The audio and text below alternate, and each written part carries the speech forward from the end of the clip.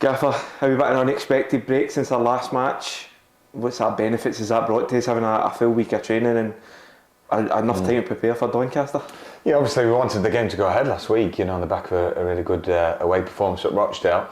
The feel-good factor was there, but we're prepared for the next game, and we have got a couple more back in the squad this week. So it's been beneficial in that respect. The likes of Jack Muldoon training today, and Alex Patterson, and also Max Wright returned to full training at the start of the week. So things are looking up for once. And Max as well, you must be delighted to see him involved as a player that will be like a new signing because he's not had much an impact yet because of injury. Yeah, I think he was fantastic in this summer. A real breath of fresh air, the way he wants to run at defenders.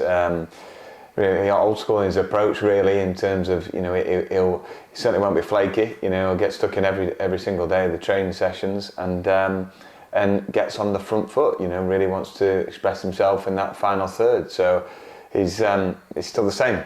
Same Max as soon as he's joined in training with the first team lads.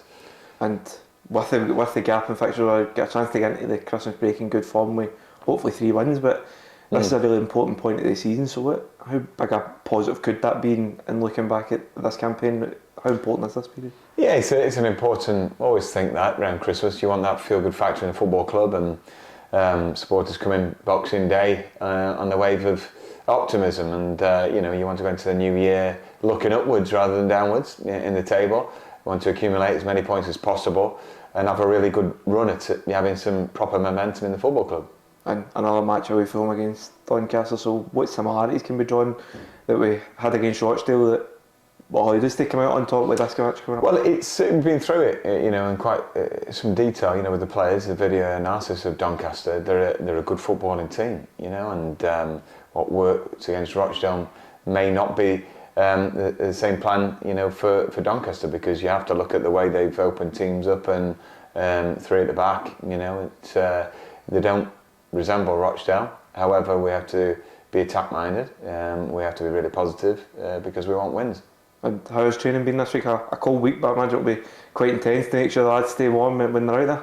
Yeah, really bright actually. Yeah, better for the players than they stood at the side, freezing. But in terms of the quality on show in training, it's been really good, really positive.